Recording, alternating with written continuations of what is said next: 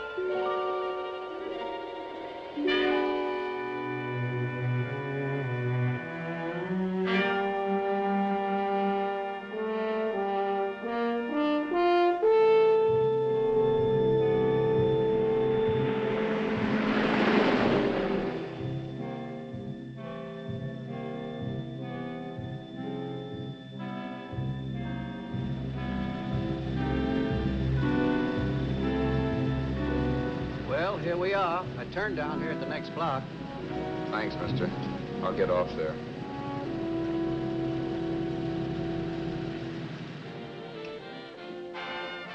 Want anything else? No. Hey, you. Me? Yeah, you. Where you heading? East. Too bad. I thought if you was heading north, I might be able to help you out. Pushing the Salt Lake, and I don't like to ride it alone at night. I'm one of those guys that got to talk or I fall asleep. Oh. Sure, now my partner, he's got Lou to keep him company, but I ain't got nobody at all. Where you coming from? West. Yeah, sure, I know, but where, L.A.? Maybe. Got a cousin out in L.A. You don't say. Yeah, he's been out. You're not much of a talker, are you? My mother taught me never to speak to strangers. Oh, a wise guy. So what? Okay, don't get sore. Just trying to be sociable, that's all. Hey, Glamorous. You change for a dime, will you?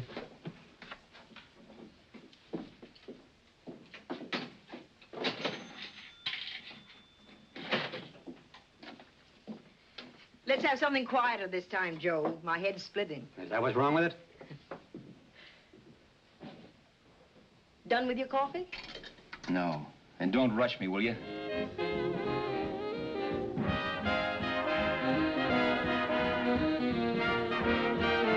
Hey, turn that off. Will you turn that thing off? What's eating you now? Yeah, what's eating you? That music, it stinks. Oh, you don't like it, huh? No, turn it off. Oh, wait a minute, pal. That was my nickel, see? This is a free country, and I play whatever I want to. Okay. Sure, and if you don't like it, you don't have to listen to it. And you can leave here anytime you want to. Okay, I'm sorry I asked. First good piece played tonight and you don't like it. Some people just ain't got any good taste.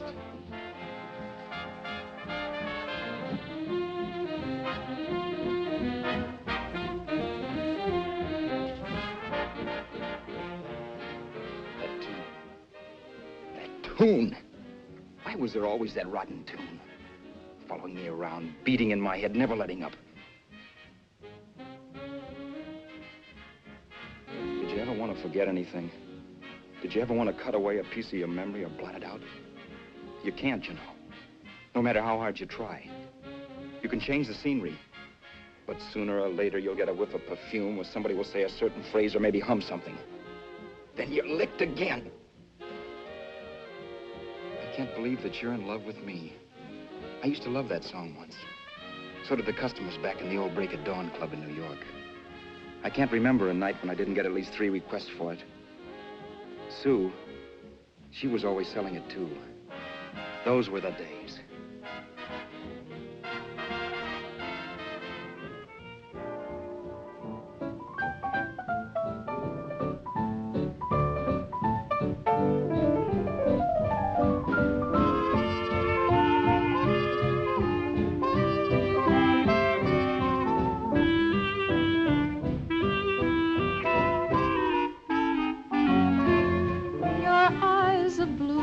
kisses too. I never knew what they could do. I can't believe that you're in love with me.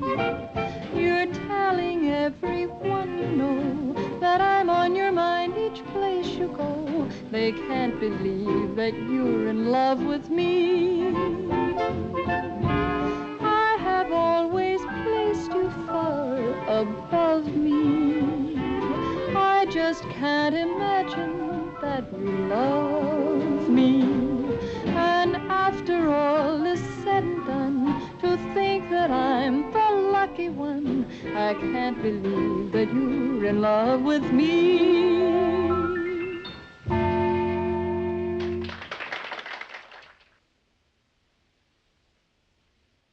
It wasn't much of a club, really. You know the kind. A joint where you could have a sandwich and a few drinks and run interference for your girl on the dance floor. I pounded the piano in there every night from 8 until the place closed up, which usually meant 4 in the morning. A good job as jobs went in those days. Then, too, there was Sue, who made working there a little like working in heaven. But how we felt about each other, well, there was nothing very unusual in that. I was an ordinary healthy guy, and she was an ordinary healthy girl, and when you add those two together, you get an ordinary healthy romance, which is the old story. Sure, but somehow, the most wonderful thing in the world.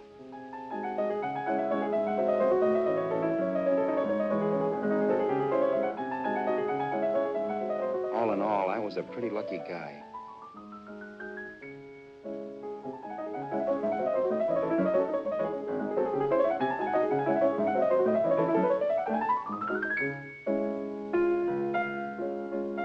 Mr. Paderewski, I presume. It's beautiful.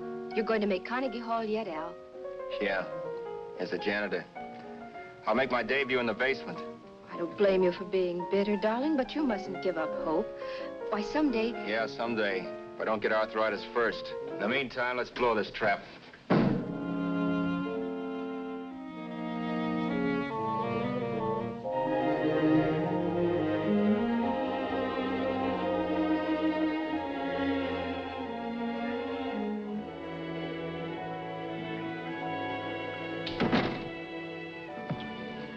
Like to get something to eat, hon? Oh, I don't think so, Al.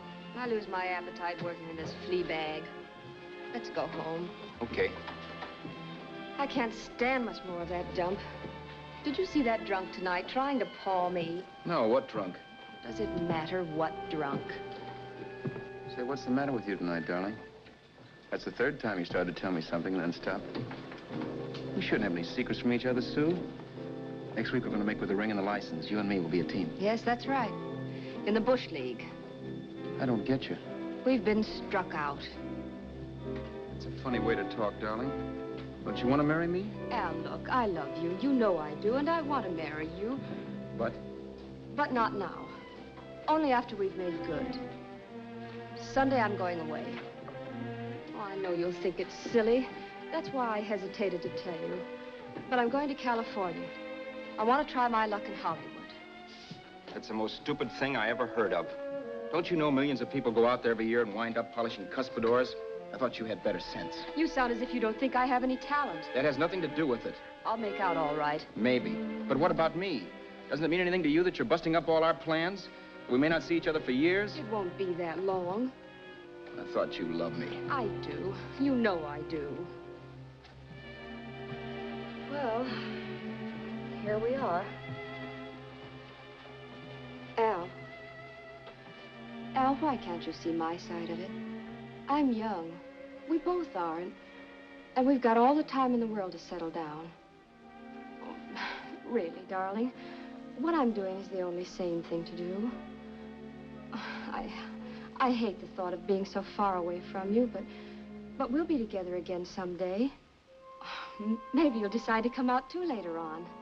So long.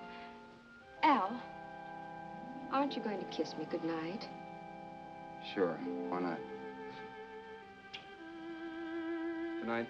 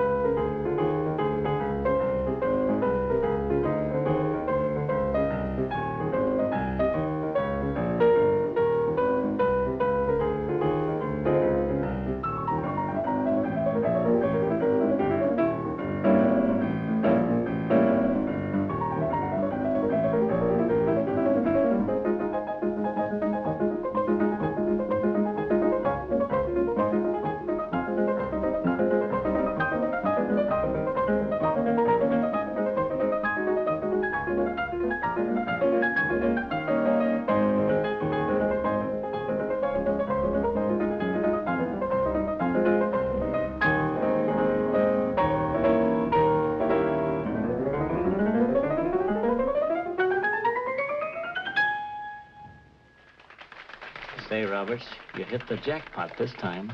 $10. Thanks.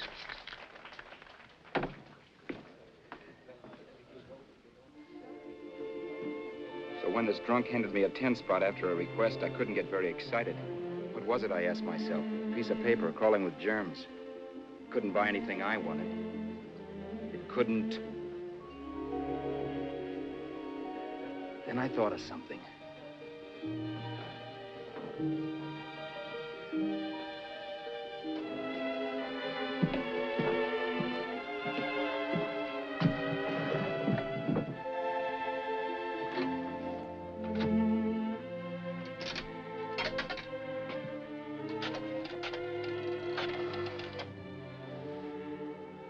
Long distance. I'd like to put a call through to Los Angeles. Miss Harvey. Sue Harvey, Harvey. The number is Crestview 65723.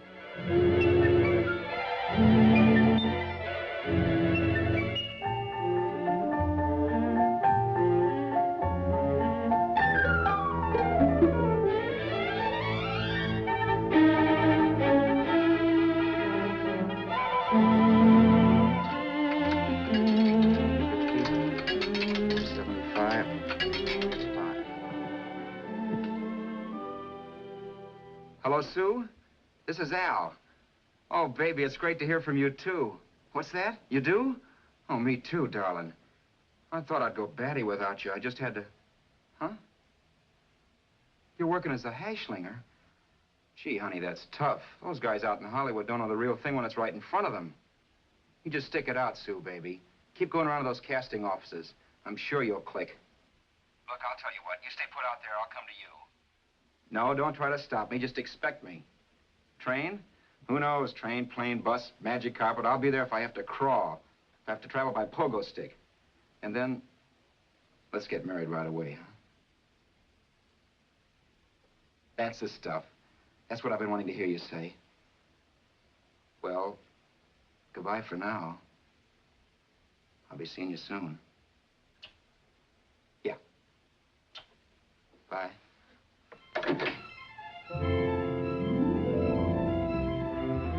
The only way I could cross country was to thumb rides. For even after hawking everything, I only had enough money to eat. Money. You know what that is. It's the stuff you never have enough of. Little green things with George Washington's picture that men slave for, commit crimes for, die for.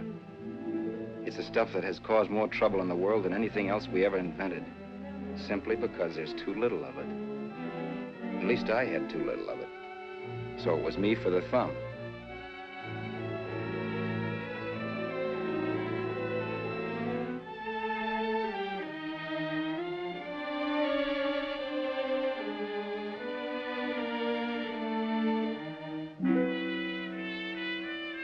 Ever done any hitchhiking? It's not much fun, believe me.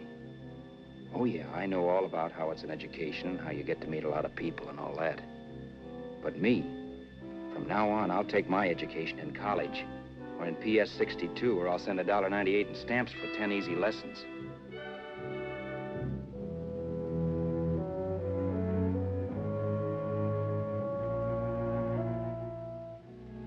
Thumbing rides may save you bus fare, but it's dangerous. You never know what's in store for you when you hear the squeal of brakes. If only I'd known what I was getting into that day in Arizona. Here, throw that in the back seat. Okay, let's go. Make sure that door's closed.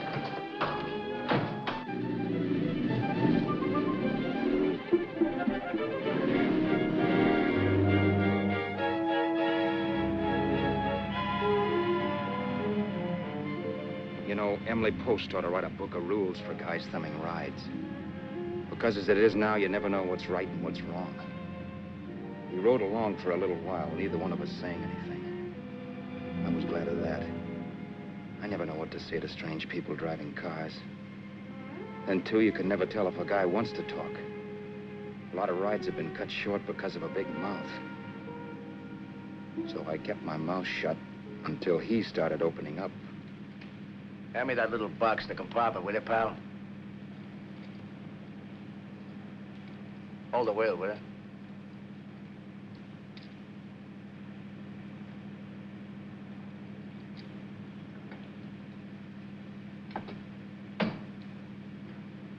How far are you going? L.A. Well, you're really traveling, aren't you? Yeah, but I don't expect to make it for a couple of years at the rate I've been promoting rides. Not much luck, huh? Sure, all bad. Not many people stop for a guy these days. Afraid of a stick-up, maybe. Well, you can't blame him. Where you coming from? New York? Well, New York. You're in luck this time. I'm going all the way. Right through to Los Angeles. You drive a car? Sure. Whenever you're tired, let me know. I'll holler. I guess at least an hour passed before I noticed those deep scratches in his right hand. They were wicked. 3 puffy red lines about a quarter of an inch apart. He must have seen me looking at them because he said, Beauties, aren't they? They're gonna be scars someday. What an animal. whatever it was, it must have been pretty big and vicious to have done that. Right on both counts, New York. I was tussling with the most dangerous animal in the world. A woman. She must have been Tarzan's mate. Looks like you lost the bout. It certainly wasn't a draw. You know, there ought to be a law against dames with claws. Yeah. I tossed her out of the car in her ear. Was I wrong? Give a lift to a tomato, you expect her to be nice, don't you? Yeah. After all, what kind of dame son rides? Sunday school teachers? Yeah. A little witch. She must have thought she was riding with some fall guy. And me, who's been booking horses around racetracks since I was 20. I've known a million dames like her. 2 million. Yeah. Stopped the car, opened the door. Take it on the Arthur Duffy, sister, I told her. That's the stuff. As I was done, huh? But if you want to see a real scar, brother, get a load of this. What? I got that one dueling. Dueling? Yeah, we're just kidding, of course. My dad owned a couple of Franco-Prussian sabers. Kept them on the wall for decorations. Well, one day, another kid and I took them down when the old man wasn't around. Had a duel. He got me in the arm here. Pretty mean cut. Infection set in later. Yeah, I can see that. Now, give me that box again, will you? Yeah.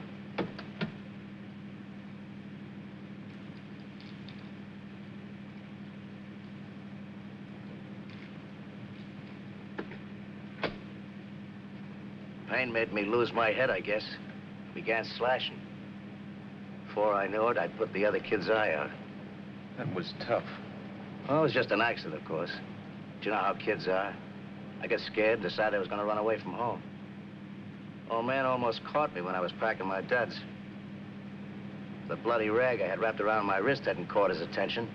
You've seen the bundle for sure. But I beat it when he was phoning for a doctor. That was 15, 16 years ago. I haven't been home since. Pull in there for a bite or something, huh? A bite or something. Brother, was I hungry. I hadn't had anything in my stomach for hours. Yet even with that gnawing in the pit of my belly, I didn't want to be in too big a rush to put on the feed bag. First, I had to make sure this guy knew the score. If I got him down on me, it was goodbye ticket to Hollywood. I'll wait out here for you, mister. If it's the money, don't worry about paying for it. This time it's on me. Well, that's white of you, Mr. Haskell, think nothing of it. You make your first million, maybe you can do the same for me. Come on, New York. I gotta make the West Coast by Wednesday. There's a horse running at Santa Anita named Paradicycle. Means to me if I'm on him. We'll make it all right. He did most of the talking during the half hour we were in the place. I ate. He rambled on about his old man, whom we hadn't heard from since he ran away as a kid. And how he happened to become a bookie. And then all about how he got rooked in Miami. One race, 38 grand. They cleaned out my book. How do you like that? That was tough luck. Yeah, and I'm supposed to be the smart guy. Well, you just wait. I'm going back to Florida next season with all kinds of jack. And you'll watch those stinkers run for cover. Want anything else? No, thanks. I've had plenty.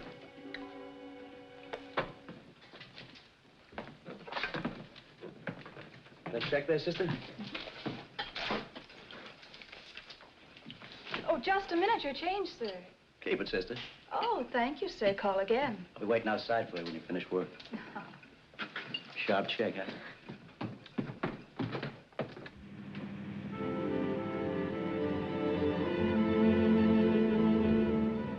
up all that night while Haskell slept like a log. After a while, I began to get sleepy myself. I was happy, though. Soon I'd be with Sue again. The long trip was practically over, and there'd be no more hoofing it down the concrete. I began to think of the future, which couldn't have been brighter if I'd embroidered it with neon lights. It was nice to think of Sue shooting to the top. It's amazing what a full belly can do to your imagination. Your eyes of blue, your kisses too, I never knew what they could do. I can't believe that you're in love with me. You're telling everyone you know I'm on your mind each place you go. I can't believe that you're in love with me.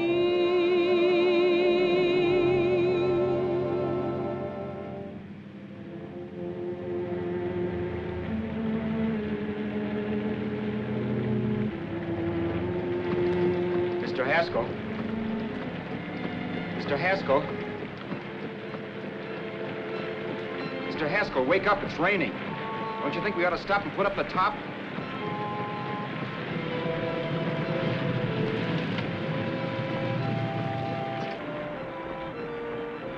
Mr. Haskell, I'm gonna put up the top.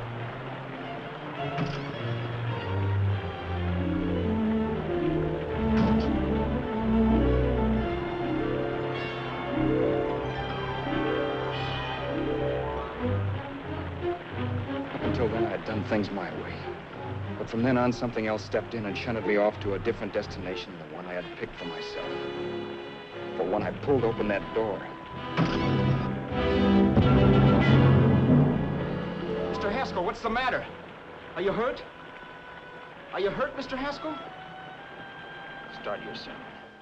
I'll listen to it. But I know what you're gonna hand me even before you open your mouths. You're gonna tell me you don't believe my story of how Haskell died and give me that don't make me laugh expression on your smug faces. I saw at once he was dead, and I was in for it. Who would believe he fell out of the car? Why, if Haskell came too, which of course he couldn't, even he would swear I conked him over the head for his dough.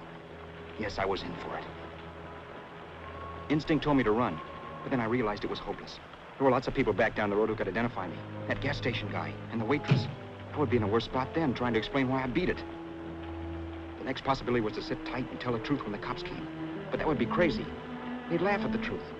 I'm not having my head in a noose. So what else was there to do but hide the body and get away in the car? I couldn't leave the car there with him in the gully. That would be like erecting a tombstone.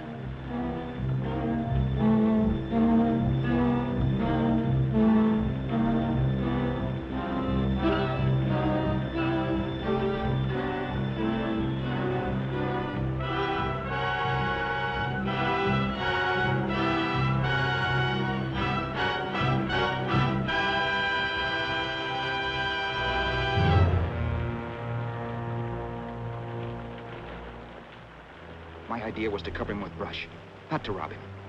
But then I remembered that even if I only drove the car for 100 miles or so, I would need money for gas. Besides, it was stupid of me to leave all that money on a dead man.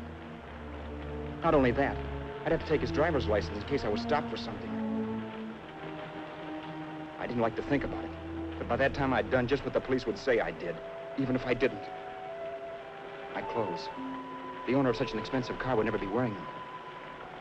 Some cop might pull me in on suspicion.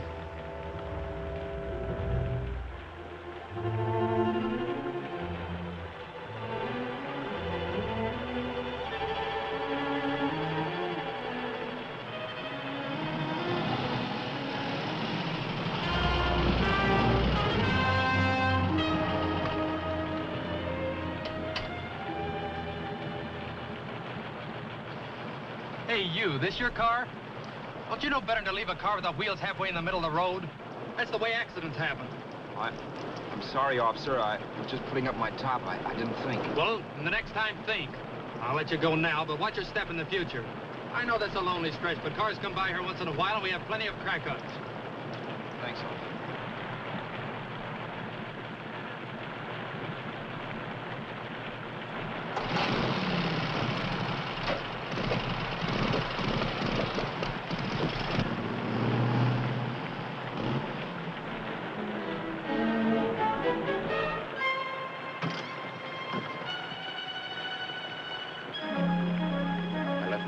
car to give me away as Roberts. If they found a dead man in the gully now, it would be me.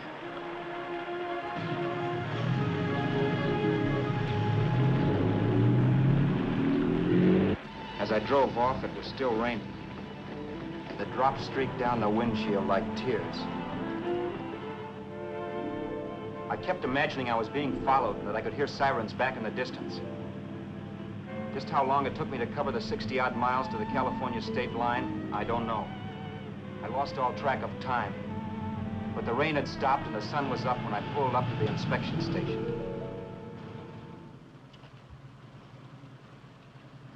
Hello? Carrying any fruits or vegetables? No. Any livestock or poultry? No. I'd like to see your registration and driver's license, please. Anything in the baggage compartment? This baggage. Charles Haskell, Jr., age 30, brown eyes, dark hair. Identifying marks, none. Are you Charles Haskell, Jr.? Yes. Well, remember, if you're employed and you stay over 30 days, you take out California plates. All right, officer, but I'll only be in the state a short while. Right, you can go now.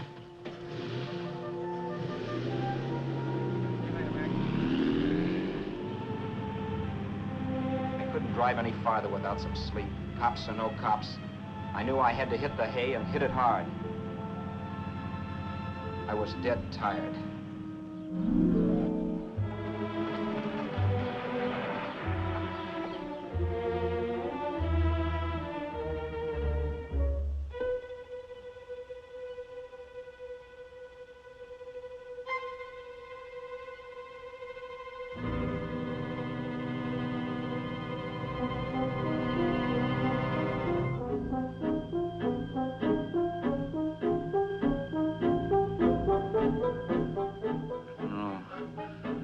No, you can't, Mr. Haskell. No.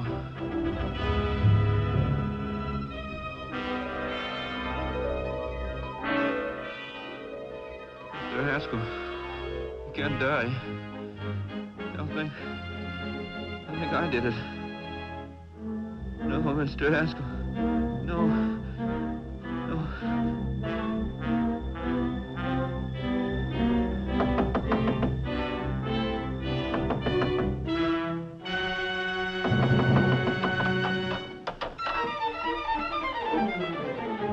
Who's there?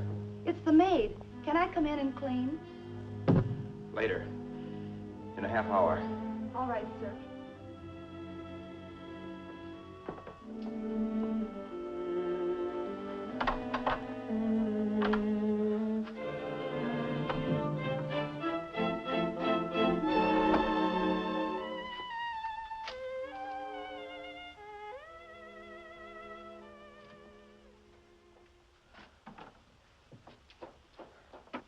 There was no time to lose. Every minute I had to be Charles Haskell was dangerous. And I'd have to be Charles Haskell until I got to some city where I could leave the car and be swallowed up.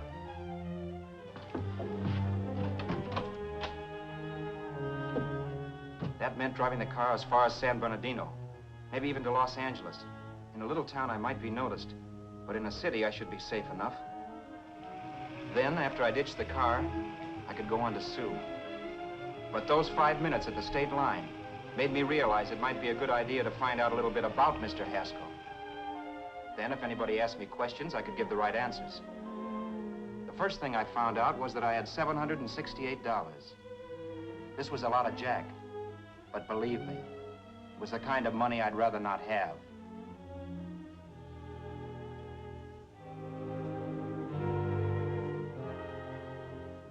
And then I found out from a letter Haskell was carting around in his bag that he wasn't the open-handed, easygoing big shot who went around buying dinners for strange hitchhikers. Before I got done reading it, I saw him more as a chiseler. It was written to his old man in California, the one he hadn't seen in so many years. In it, Haskell posed as a salesman of hymnals, of all things. It was easy to see where Haskell expected to raise a new stake for his book in Miami by rooking his old man. That was about all I found out from his effects, and it was enough. I told myself, maybe old man Haskell was lucky his son kicked off. He would never know it, but it saved him from taking a flyer in sacred literature preferred.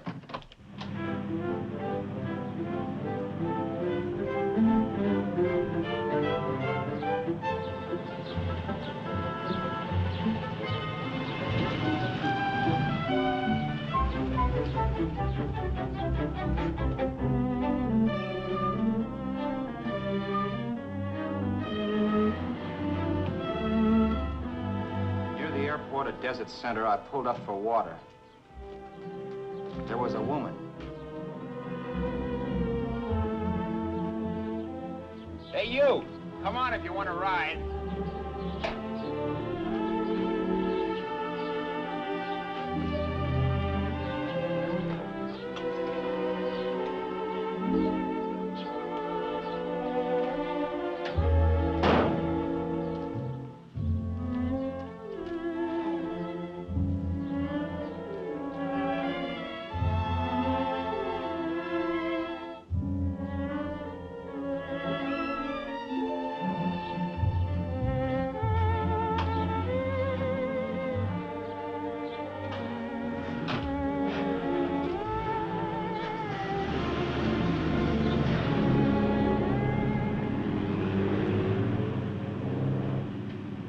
How far are you going? How far are you going? That took me by surprise, and I turned my head to look her over. She was facing straight ahead, so I couldn't see her eyes. But she was young, not more than 24. Man, she looked as if she'd just been thrown off the crummiest freight train in the world. Yet, in spite of this, I got the impression of beauty. Not the beauty of a movie actress, mind you, or the beauty you dream about when you're with your wife, but a natural beauty. A beauty that's almost homely because it's so real. Then suddenly she turned to face me. How far did you say you were going? Los Angeles? L.A.? L.A.'s good enough for me, mister. That's what I was afraid of. What'd you say? Oh, nothing, just thinking out loud. People get in trouble for doing that. What's your name? You can call me Vera if you like. You live in Los Angeles? No. Where are you coming from? Oh, back there. Needles? No. Oh, sure, Phoenix. You look just like a Phoenix girl. Are the girls in Phoenix that bad? The girl must have been pretty tired, because she fell asleep not 20 minutes after she stepped into the car. She lay sprawled out with her head resting against the far door, like Haskell. I didn't like that part of it much, but I didn't wake her up. It wasn't that this girl still worried me. I'd gotten over that funny feeling I had when she looked at me, which I put down as just my jangled nerves. With her eyes closed and the tenseness gone out of her, she seemed harmless enough. And instead of disliking her, I began to feel sorry for her. The poor kid probably had had a rough time of it. Who was she anyway? And why was she going to Los Angeles? And where'd she come from in the first place? The only thing I knew about her was her name. Not that it made any difference. A few hours more and we'd be in Hollywood. I'd forget where I parked the car and look up Sue. This nightmare of being a dead man would be over. Who this dame was, well, it was no business of mine. Where did you leave his body? Where did you leave the owner of this car? You're not fooling anyone. This buggy belongs to a guy named Haskell. That's not you, mister. You're out of your mind. That's my name, Charles Haskell. I can prove it. It's my driver's Save license. yourself the trouble, mister. Having Haskell's wallet only makes it worse. It just so happens I rode with Charlie Haskell, all the way from Louisiana. He picked me up outside of Shreveport. You rode? You heard me. Then it all came back to me. All the talk about dueling and scars and scratches. There was no doubt about it. Vera must be the woman Haskell had mentioned. She must have passed me while I slept. Well, I'm waiting. My goose was cooked. She had me. That Haskell guy wasn't dead yet. He wasn't stretched out stiff and cold in any Arizona gully. He was sitting right there in the car, laughing like mad while he haunted me. Well? There was nothing I could say. It was her move. Vera, whatever her name was just my luck picking her up on the road. It couldn't have been Helen, or Mary, or Evelyn, or Ruth. It had to be the very last person I should ever have met. That's life. Whichever way you turn, fate sticks out a foot to trip you.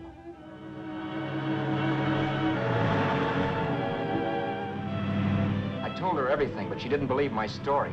I should have saved my breath. That's the greatest cock and bull story I ever heard. So he fell out of his car. Say, who do you think you're talking to, a hick? Listen, mister, I've been around, and I know a wrong guy when I see one. What'd you do, kiss him with a wrench? Now, wait a minute. What I told you was true. You see, that's why I had to do it. You think I killed him. Well, the cops would have thought so, too. Yeah, well, maybe they still think so. What makes you so sure I'll shut up about this?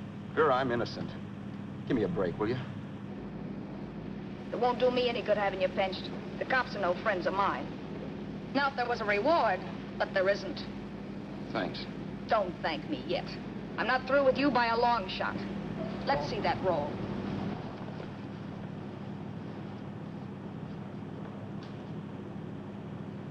Is that all Haskell had? Isn't it enough? No, I thought he had more. Not that I know of. You can search me. You think I'm holding out on you? Well, maybe I will at that. He told me he was going to bet $3,000 on a horse named Paradisical on Wednesday at Santa Anita. He was stringing you along. He meant 300. Maybe. Sure, $3, 300. He was a piece of cheese, a big blowhard. Listen, mister, don't try and tell me anything about Charlie Haskell. Remember, I knew him better than you did. Okay, then you knew he was a four-flusher. That explains the $3 bet. I'm not so sure he didn't have that $3,000. Why should I believe you? You got all the earmarks of a cheap crook. Now, wait a Shut minute. up. You're a cheap crook and you killed him. For 2 cents, I'd change my mind and turn you in. I don't like you. All right. Don't get sore. I'm not getting sore. But just remember who's boss around here.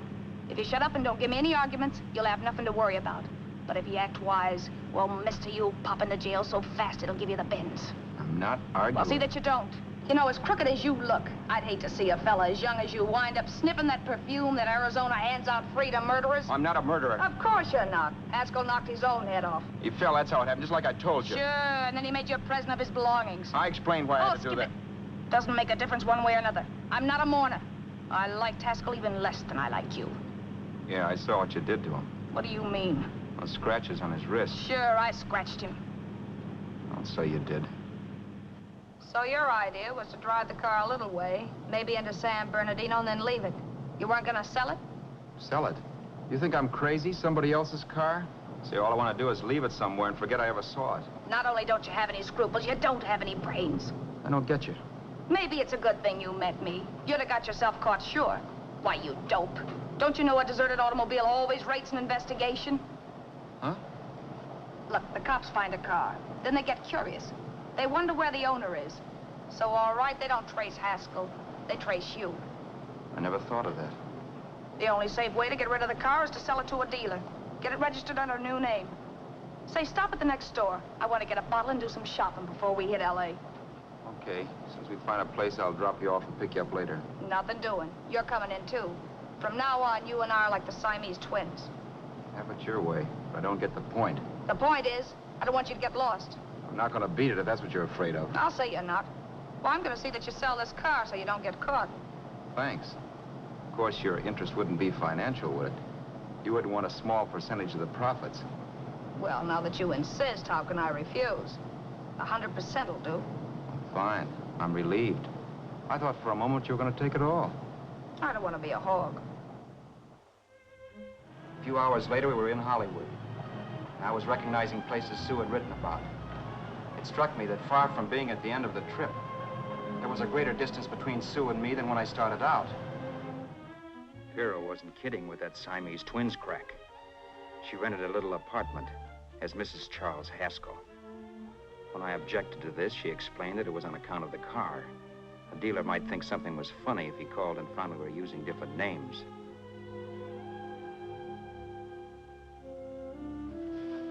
Home, sweet home. Yeah. Not bad either.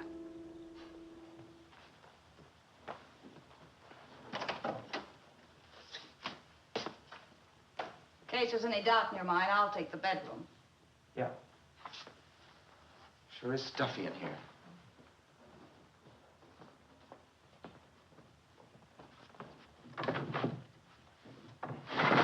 Keep the window shut. Okay.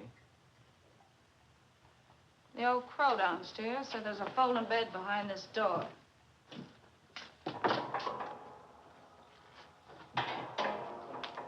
You know how to work it? I invented it. Some joint. One can't have everything.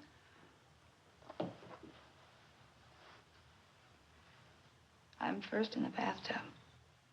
I don't know why, but I figured you would be.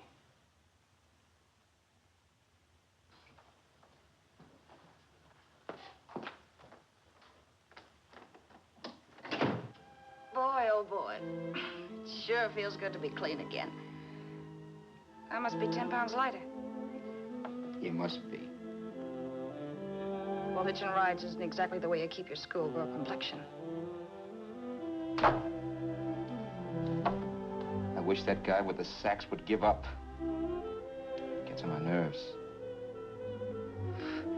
Forget it. Have a drink. Aren't you afraid I might take you up on it? If I didn't want to give you a drink, I wouldn't have offered it. Why be a sorehead, Roberts? You got yourself into this thing. You should be grateful I'm not turning you in. Why, if I wasn't regular, you'd be in the pen this minute, being photographed, fingerprinted, and being pushed around by the cops. So cheer up. Get rid of that long puss. Or is your conscience bothering you?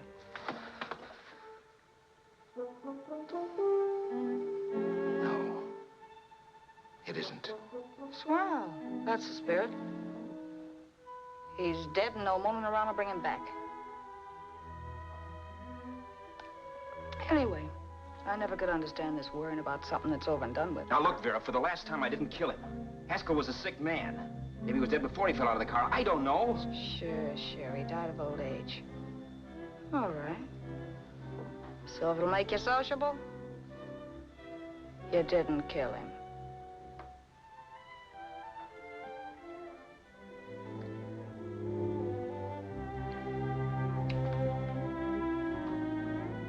Thanks.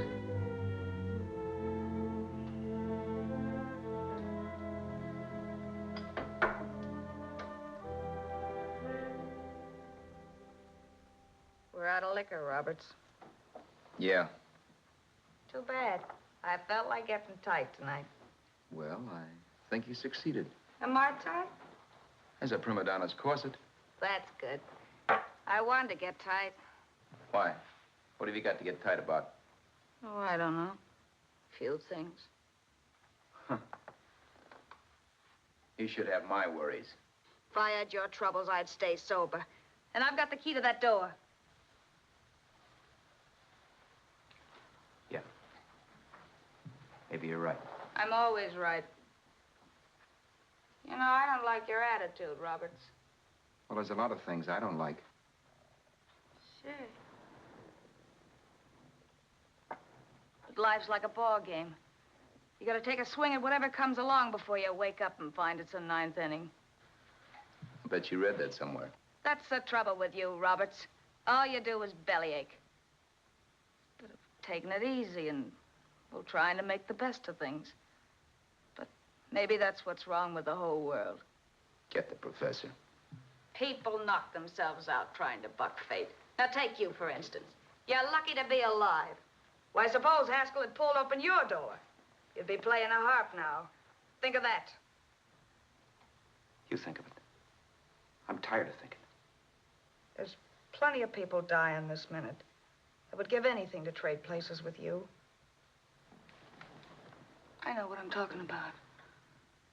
I'm not so sure. At least they know they're done for. They don't have to sweat blood wondering if they are.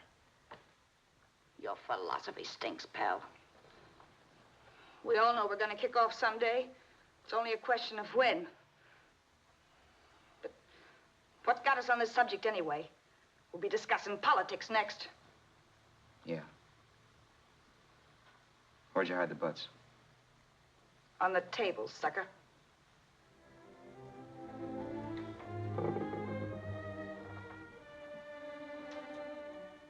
We bored each other with conversation for a couple of hours longer. Every 5 minutes, one of us was wishing we had another bottle or a radio or something to read. Then finally, we ran out of chatter. I know it's only 11 o'clock, but I want to get up early and make the rounds of the used car lots. No hurry about that. We've got all the time in the world. Maybe you have, but if you think I want to stay cooped up in this place any longer than I have to, you're batty. It's not a bad place. Pay plenty for diggings like this in New York. I wouldn't like it if it was the Ritz.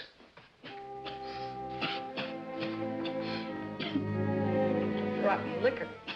You got a mean cough. Ought to do something about it. I'll be all right. That's what Camille said. Who? Nobody you know.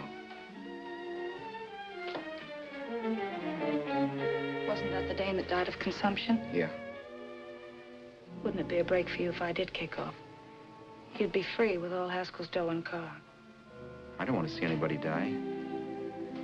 Not even me. Especially not you. One person died of me. If you did, well, that's all I need. You don't like me, do you, Roberts? Like you. I love you. My favorite sport is being kept prisoner. After we sell the car, you can go to blazes for all I care, but not until then.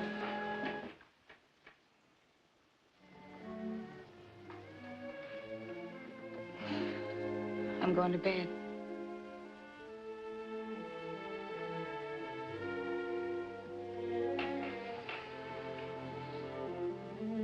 Good night, Roberts.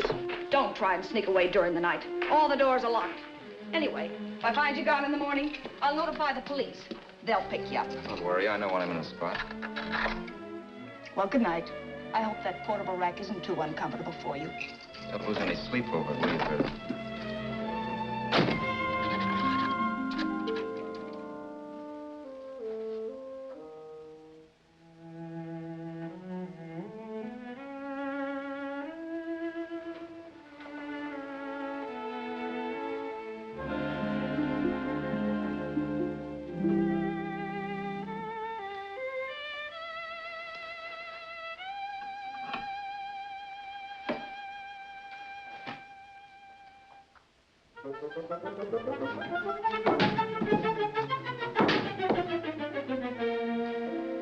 Crestview. 6, 5, 7, 2, 3. Hello? Hello? Hello? Hello?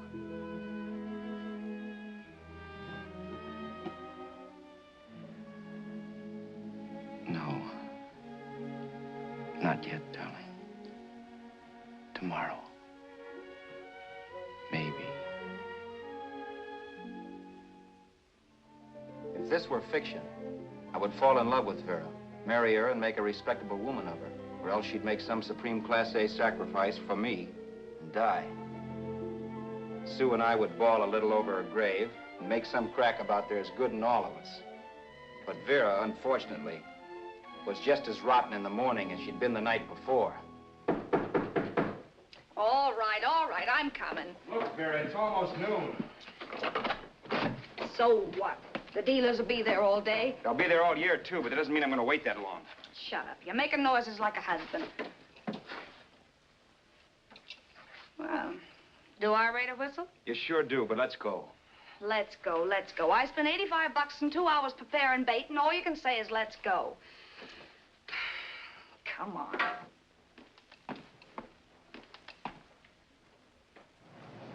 We passed a few used car lots last night down this way. What do you think we can get for this heap? I don't know. Plenty. You just let me handle everything. Think we can get $2,000? I don't know, but don't worry. I'll squeeze as much out of this guy as I can. If I let it go cheap without a fight, he might think we've stolen the car. And listen, don't make any slips and call me Roberts. That'll cook us. I don't need you to tell me that. You better just sit by and keep your mouth closed. Remember, we're both in the soup if anything happens. Forget it and drive. You're my wife, Vera Haskell. Look, after the deal's closed, let's go back to that place on Hollywood Boulevard where I saw the fur jacket. I want to buy it. After the deal's closed, I'm saying goodbye to you. That's right, I forgot. I guess I'm getting kind of used to you. Well, that's a habit you can start breaking. Let's try this place in the middle of the block.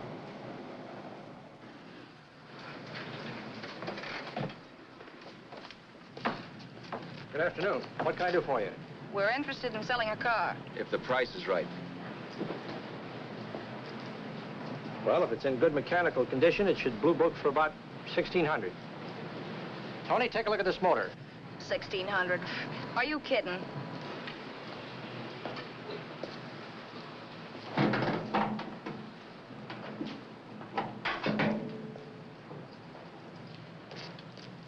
Well, maybe $1,850.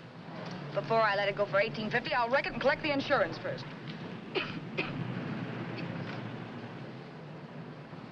Lady, this motor's seen a lot of driving.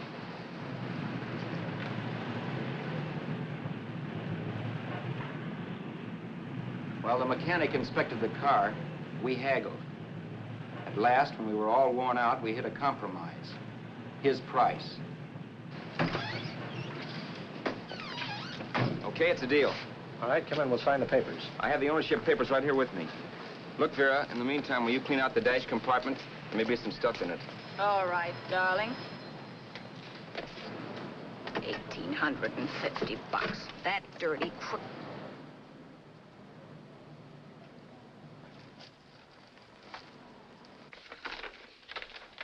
New York, huh?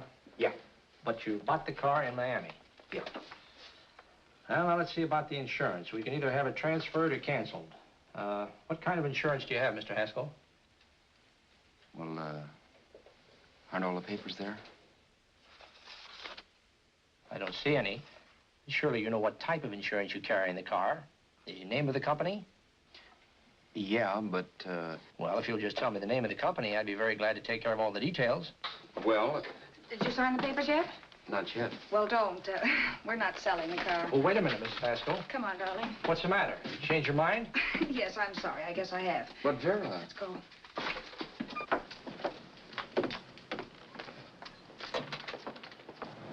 You got me out of a tight spot, Vera. But I still don't understand all this. You will in a minute. I almost threw away a gold mine. 1850 isn't to be sneezed at. The car doesn't book for as much as I thought. We're not selling the car. You want to keep it. Now, wait a minute, Vera. You said yourself I wouldn't be safe until the car was in someone else's name. I'd like to be free of this mess when I go. That's just it, Roberts. You're not going. There's a drive-in at the next corner. Pull in there and we'll get a bite to eat. And I'll explain. What is this, another one of your brilliant ideas?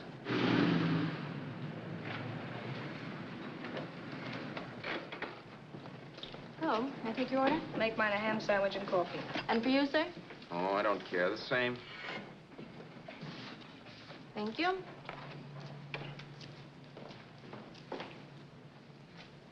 Get this, Vera. I've been pretty patient so far. I've done everything you asked me to do, but no more. Shut up. You've taken Haskell's money. And you can have the dough we get from selling the car. But you're not going to keep me a prisoner. It's a good thing I bought the paper. Take a look at that. Vera, I'm in no mood. Read that.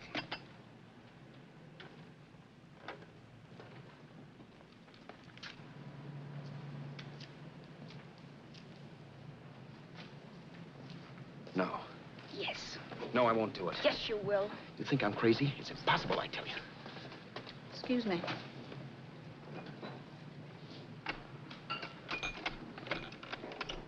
Blow the horn when you're through.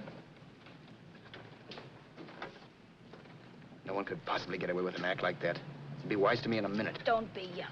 You look enough like him. The same coloring and the same build. See how his clothes fit you? No kidding, you almost had me fooled for a while. Oh, grow up, Vera. Don't you think a father knows his own son? And there must be other relatives. The father won't have to know you. We'll wait till he gives up the ghost. He's an old geezer and he won't pull through. And as far as other relatives are concerned, they haven't seen you in 15 or 20 years. Eat. I'm not hungry. And I won't do it. It's not as tough as it sounds. Remember, you've got all kinds of identification. His car, letters, license. I could never get away with it. It's the stupidest thing I've ever heard. The old boy has scads of dough. Look in the paper there. Personal fortune assessed at over 15 million. He'll leave plenty, I tell you. Maybe he cut off his son. How do we know? It's out, Vera. I won't have anything to do with it. I think you will. Look, Vera, I'll do anything within reason. But not that. So forget it. Find yourself another stooge. Giuseppe. You'll be fixed for the rest of your life as Charlie Haskell. You can take your inheritance and go away. No more worrying about the rent, no sweating, scheming, wondering where your next meal's coming from. Think about that, Roberts. Vera, please, you're talking too loud. On this, I'm splitting 50-50 with you. Sure, why not? We're both alike, both born in the same gutter. Now, take it easy, Vera. There's people around here. You don't know what you're talking about. We'll wait till we read that old man Haskell's dead. And you show up. Like you read in New York that he was sick. No. Suppose he doesn't die. He will. I know he will. Something tells me. But as much as I insisted I would have no part of her scheme, Vera was taking it for granted I would. Neither of us had our mind on the cards as we played that night. I knew we were just trying to kill time between newspaper editions. This was a death watch for Vera. Maybe it was for me, too. Don't you realize if I'm caught, they'll want to know where I got the car and stuff, and they'll have me on a murder charge. If you're smart, you won't get caught. I knocked with 7. And if I'm caught, don't you realize you'll be out, too? 18 points, that gives me 30. How will I be out? You'll be out $1,850 we would have gotten on the car. Really, Vera, you'd be an awful chump if you threw away all that dough on a dizzy long shot. Let me sell the bus tomorrow. With the money it'll bring and what you've already got, a clever kid like you can run it up in no time. Then we'd both be in the clear. I'll be in the clear anyway. Maybe. Maybe. But if I got caught, I'd get good and sore at you, you know. You mean you'd squeal? Well, no, not squeal exactly. Never mind what you meant. Even if you did tell the cops I was in on it with you, what could they do to me? They might give me the same medicine they gave you. Yeah. A rope. But I'm on my way anyhow. All they'd be doing will be rushing it. All right. But think of the $1,850 you'd lose. You'd kick yourself along the block if you ever let it get away from you. I'll take the chance. Want another drink? You're being a goon. That's the way people wind up behind the 8 ball. Once they get a few dollars, they become greedy and want more. My. Caesar. Who? You know that Roman general? He got his for being greedy. He wasn't satisfied, so the final wind-up was he took the count. A couple of days ago, you didn't have a dime. Why, you were so broke you couldn't pay cash for a postage stamp. Now you've got almost $700 with $1,850 in the offing. Take my advice. Don't try for more. I'm tired of this game. Let's have some blackjack. Play solitaire. Okay, I will if that's the way you feel about it. That's the way I feel about it. Getting sore and throwing things won't help much, Roberts. I'm really doing you a favor. I help you out of a jam by keeping my mouth shut. I show you how to make some soft money. And what thanks do I get? Thanks. Sure. Or would you rather call the cops and tell them you killed a man and stole his money? I didn't kill anybody. Yes, you did. No, I didn't. You know I didn't. All right, then. Suppose I call the cops. If you're innocent, what do you got to be scared of? Okay. Call them, you mutt. Go ahead and call them. See if I care. At least they'll give me a square deal. You want me to call them? You heard me. But I'm warning you. If I'm pinched, I'll swear you were in on it. I'll say that you helped me. If I fry, I'll get even with you. You wouldn't dare. You didn't. Yeah? Then try it and see. Call them. Yeah. Okay, I will.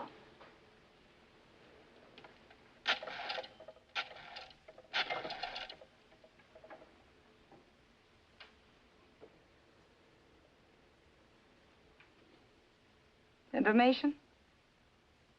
I want the number at the Hollywood police station. Okay, I got it. Thanks.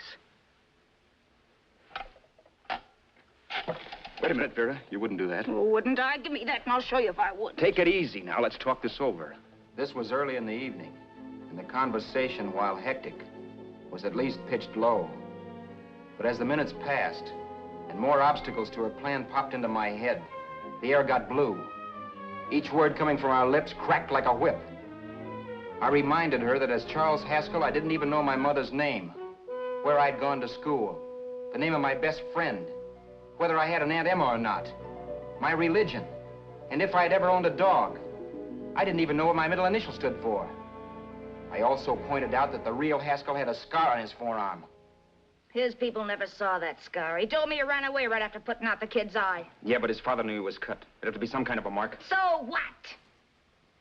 The old man's dead, or will be. I hope by tomorrow morning's papers. Anyway, you could cut yourself a little, couldn't you? Boy, for that kind of dough, I'd let you cut my leg off. You're drunk and you're crazy mad, Vera. Turn me in if you want to, but I won't get mixed up in this. Besides, how do we know? Haskell was such a phony. Maybe he wasn't the man's son at all. Maybe he just dreamed it up. Well, dreaming or not, you won't be dreaming when the law taps you on the shoulder. There's a cute little gas chamber waiting for you, Roberts. And I hear extradition to Arizona's a cinch. Where's that phone? Vera! Leave me alone. Vera! Here. I want a phone. Call police.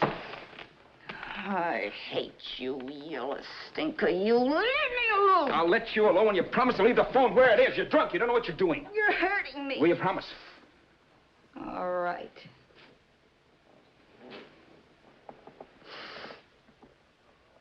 You hurt me. I'm sorry, but... And it's hot in here. Open up a window. It's not hot. Don't tell me. Now, do you do it or do I do it? You're no gentleman, see? Yeah. All right. I'll open up the window. Vera!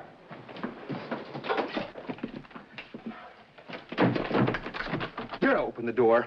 Please open the door. Vera, open the door. Don't use the phone. Listen to me. I don't like you, Roberts. You're no gentleman, see? You hurt my hand, and I'm going to get even with you.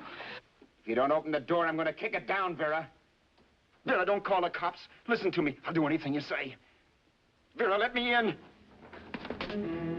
I'll break the phone.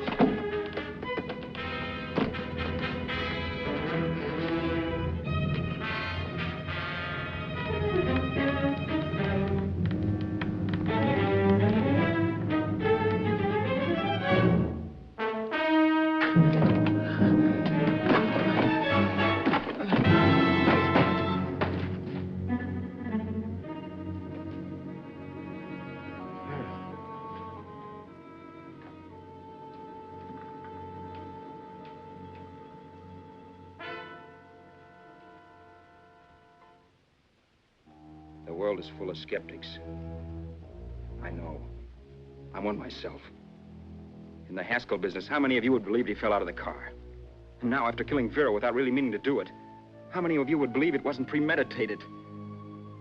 In a jury room, every last man of you would go down shouting that she had me over a barrel and my only out was force.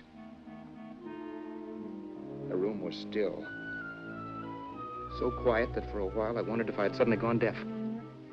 It was pure fear, of course. And I was hysterical. But without making a sound. Vera was dead. And I was her murderer. Murderer. What an awful word that is. But I'd become one. I'd better not get caught. What evidence there was around the place had to be destroyed. And from the looks of things, there was plenty. Looking around the room at things we'd bought was like looking into the faces of 100 people who'd seen us together and who remembered me. This was the kind of testimony I couldn't rub out. No. I could burn clothes and hide bottles for the next 5 years. There'd always be witnesses. The landlady, for one. She could identify me. The car dealer, the waitress in the drive-in, the girl in the dress shop, and that guy in the liquor store. They could all identify me. I was cooked. Done for. I had to get out of there. While once I'd remained beside a dead body, planning carefully how to avoid being accused of killing him, this time I couldn't. This time I was guilty. Knew it. Felt it. I was like a guy suffering from shock. Things were whirling around in my head. I couldn't make myself think right. All I could think of was the guy with the saxophone and what he was playing. It wasn't a love song anymore. It was a dirge.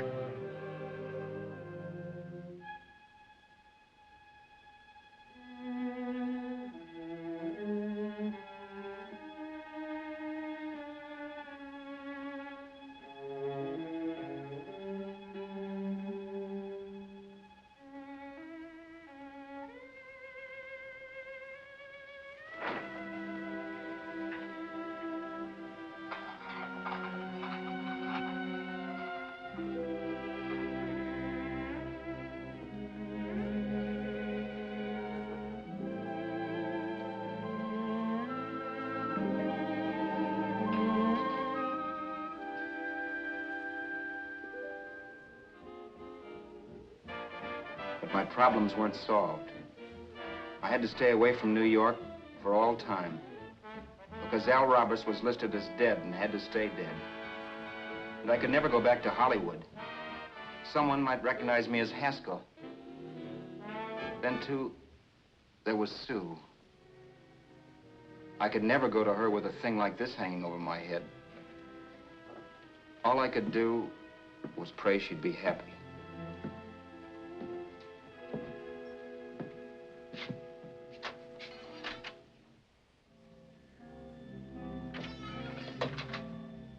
I was in Bakersfield before I read that Vera's body was discovered. And that the police were looking for Haskell in connection with his wife's murder. Isn't that a laugh? Haskell got me into this mess, and Haskell was getting me out of it. The police were searching for a dead man. I keep trying to forget what happened and wonder what my life might have been if that car of Haskell's hadn't stopped. But one thing I don't have to wonder about. I know. Someday a car will stop to pick me up that I never thumbed.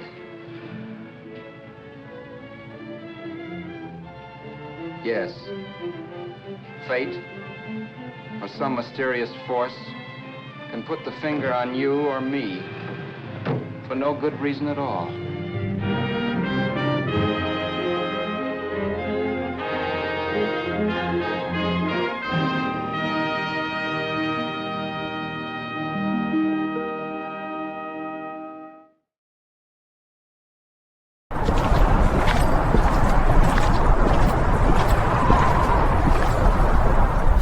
Funny thing about fate, it doesn't need your permission.